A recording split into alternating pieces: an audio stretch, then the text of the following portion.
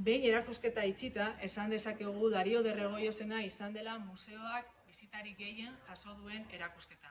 Guztira, 3.492 lagun gerturatu zarete eta benetan eskerrik asko guztioi. Oso hilabete positiboak izan dira museoarentzat. Mariduri bere lekua aurkitu duela museoak eta guzti hori zuei esker izan da. Museoak jarraituko du horrelako erakusketak egiten eta baita ere hasi berriak diren artistei bereien laguntza eskaintzen.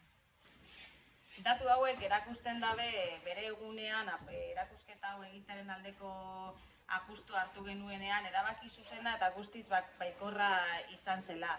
Izan be, Durangar asko eta asko izan zarete, erakusketa honetatik pasatu zaretenak, baita kanpotik etorritakoak ere asko izan zarete.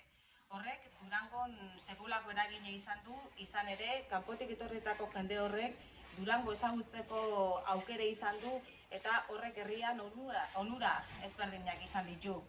Garazik esan den moduan, artista ezagunen eta ez ezagunen edo ezain ezagunen arteko oreka mantentzen saiatuko gara herrian ahalik eta museo irekiena izateko gure artean. Beraz, eskerrik asko eta eskerrak ematea besterik ez zaigu geratzen.